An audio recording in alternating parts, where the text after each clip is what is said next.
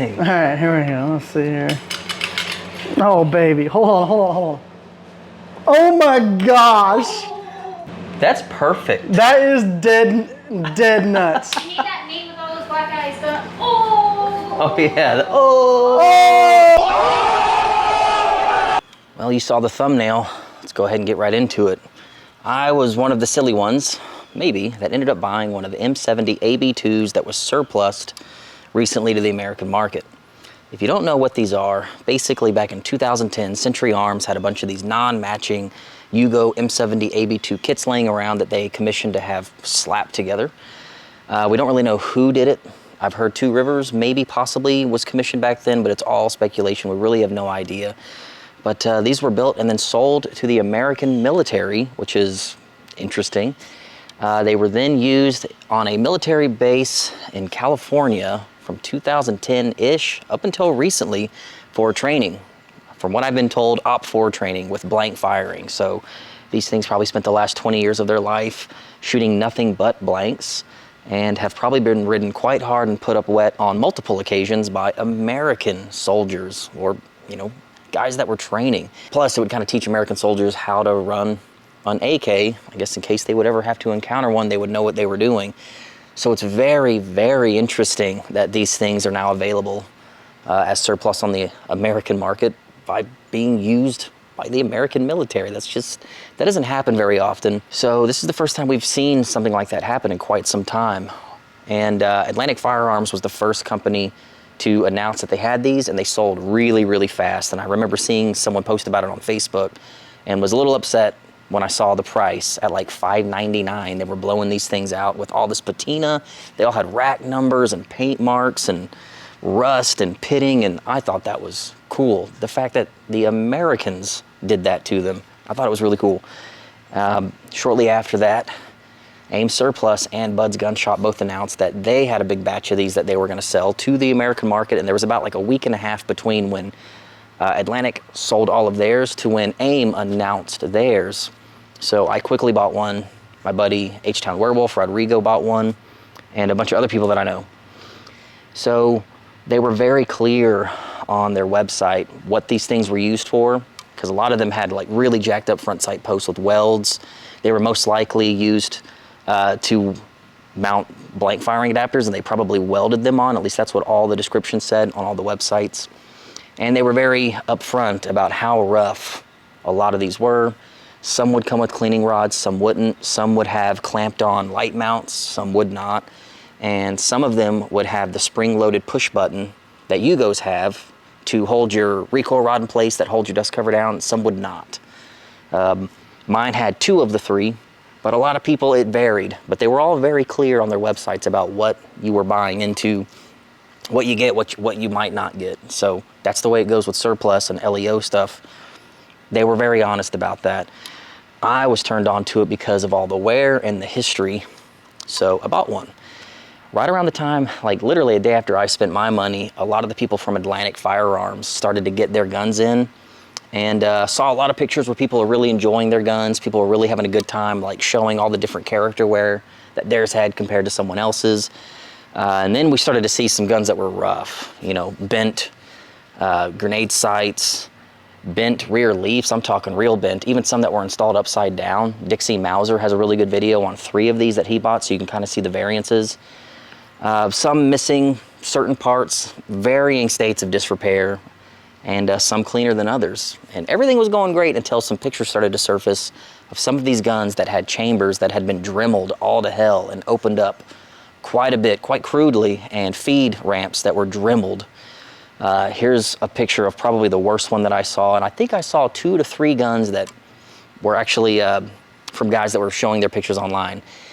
Jim Fuller ended up sharing these pictures on Facebook and Instagram, and was telling guys, you know, if you're getting these guns, they're probably not safe to shoot. If your chamber looks like that, don't shoot them if they look like that. Check them with Headspace gauges just to be sure, even if your chamber looks good. So this was quite the ordeal for a couple days, and then fortunately Atlantic Firearms released a big statement saying, we're aware of the issue. If your chamber's bad, please send it back. Full refunds all around, even if you don't want the gun, even if it looks okay. If you don't feel safe with it, just send it back. We'll give you a full refund.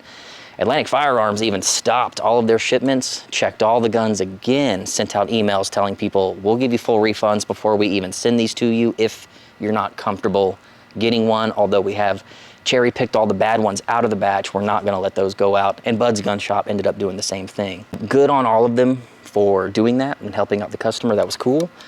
And I really appreciate Aim Surplus, you know, asking me, same thing. Hey dude, you really want it? And I absolutely wanted it. Rodrigo still wanted his, and here it is. So Aim Surplus in general, I love that company. I've bought so many LEO guns from them and parts and ammo and all kinds of stuff. They're just really good dudes. And they even go to events. We, you know, met a couple of them out at KCON. Awesome dudes, awesome company. I like spending money there.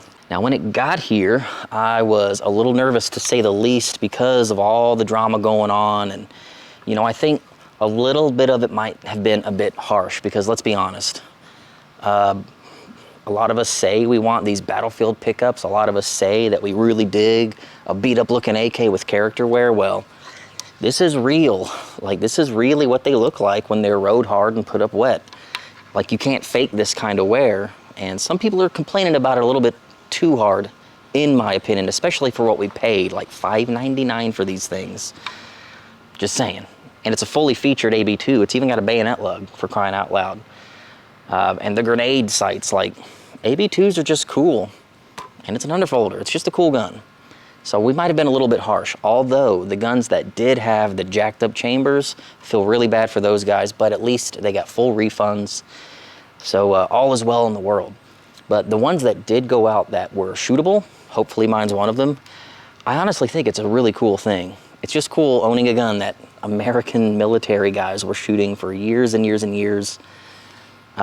In training sessions, I just think that's dope. Like, I don't know if anything like that has ever been surplus from the American military. AKs that were used for training, not that I know of. Not in my lifetime that I know of anyway. Okay, enough story time. I know you want to see mine up close, so let me give you some beauty shots. We're gonna tear it down here in my bird bath. We'll show you the bolt, show you the carrier, we'll show you the chamber, we'll clean the chamber and then show it to you again. We'll put a round in there and see if it feels supported, just to see if this thing might be safe to shoot. And at the very end of the video, we are going to go to Weapon Genetics. We're gonna check this thing with a go gauge, a no-go gauge, and a field gauge. Before we shoot it, we're not going to risk it. I don't think any of you should if you have one of these. There was one account, a guy was in my DM showing me his AB2 that looked really clean. The chamber looked really good, but it closed on a no-go gauge and he's not too sure where to go from here with it.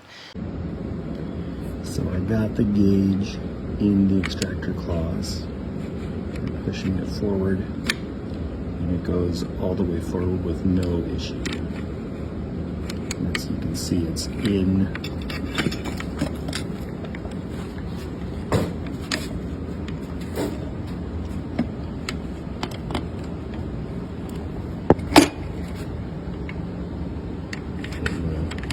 Flowing freely in there, or it's securely held in the extractor claws. You know, even if yours looks good, just have it checked. Just be safe. And Jim Fuller, if you're watching, please forgive me. I know you warned me, but we're gonna do it anyway. We're gonna check it. If it's safe, we're gonna shoot it. So one observation that I was making about this thing is that my sights are very straight for a non-matching kit. For AKs in general, it's kind of luck of the draw to have straight sights, but my sights are very straight, and my grenade sight, which is extremely tight, is pretty damn straight, dude. That was quite the benefit to have on a non-matching parts kit build. It really is nice and straight, so that is nice. So upon first inspection, we do have surface wear, patina. A lot of these had weld marks from the blank firing adapters. Mine looks pretty nice and flat. Right there, I've got a pretty good chip or a groove, or maybe that's from welding. Maybe they did a tack weld there and they ground it down. So there's that little dip there.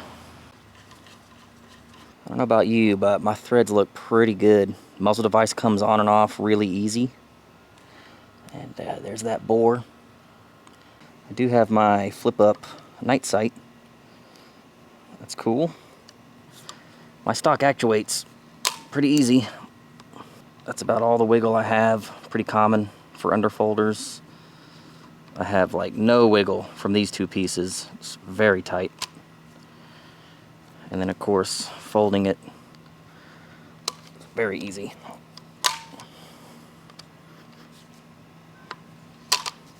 Not bad at all. These plastic handguards have clearly been on it the whole time. These aren't just handguards they threw on it to sell back to the American public. That's probably what Century put on way back in the day. I noticed that my lower handguard's dropping an F in the chat, so you guys should drop an F in the chat too. And doesn't that look like a penis? Kinda. Rear leaf is nice and flat, it's not bent. Some of these were coming in bent pretty good. I don't see any electro pencil serial numbering. A lot of times Yugos do have it underneath. And it's fully functional. And what's really cool is it has the flip up night sights, just like Yugo SKS's. Kind of cool. My trunnion is dated 1989. You're barely going to be able to see that. And of course, none of these numbers match. And then of course the receiver. All these rivets actually look pretty good. That one's dinged up pretty good. And I do have my push button, and it is functional, so that is nice. And my safety's kind of interesting. It actually has two paddles. One up here, one up there. And it's got this interesting yellow paint mark that I have not seen on a lot of them, but this one definitely has it. And then of course the rack numbering underneath, which is what really made me want to pick this thing up. Pretty cool. 216, and beneath that 3210, which is the serial number of the AK. 216 3210. Didn't come with this mag, I just thought a slab side would look cool in there. Alright, let's take the goodies out. We'll show the chamber, we'll show the bolt and carrier, and just see if we see any goofiness going on the inside. And because this is an M70, we've got some dirt. One thing I did notice was that my charging handle knob has been like shaved down to a very sharp point, and it's much smaller, and I find it very hard to charge when I was playing around with it. Have no idea why someone would have done that, but they definitely shaved down the charging handle intentionally every time. I'll insert some photos too to show you, but it really looks okay to me. The inside looks okay. Really looks okay, doesn't it? And the bolt.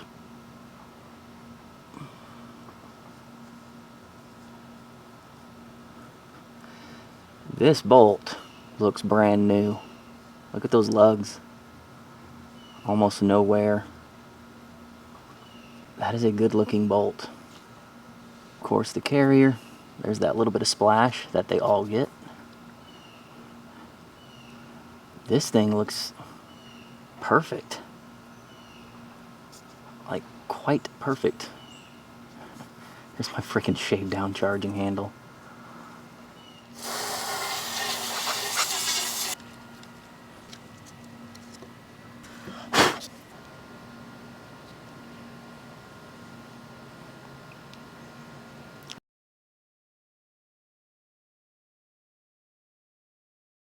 So I just have a round here stuck in the bolt. I'm just going to kind of see what it feels like. And it would rotate and lock like so. And it doesn't feel bad. Then unlock, comes out. Alright. And then ejects. Cool. Nice and seated. I don't feel movement, and just with a fingernail I can pull it out. So really hoping that's a good sign. Alright. Really just need field gauges now.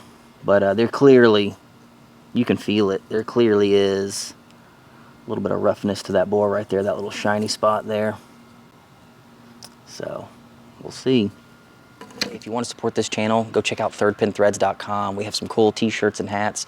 We may still have some of these We Buy Junk Gun shirts. I thought that was topical for this little guy. Also, if you have some old school retro guns like this, come on down to Texas this October 18th and 19th to Lethal Weapons, Texas, and shoot your retro gun the way it was meant to be shot.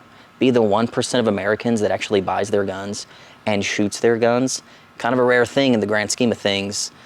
Come on out, shoot 8 stages of pain in our rifle match or 8 stages of pain in our subgun match, and be a man among men at Lethal Weapons, Texas 2024. Now let's get back to this rattle trap.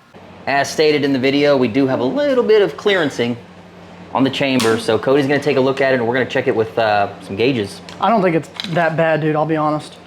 All right, so you can see there is a little bit of a divot there where they did some grinding, but it looks like it was fairly well done. I mean, if you consider how our military is.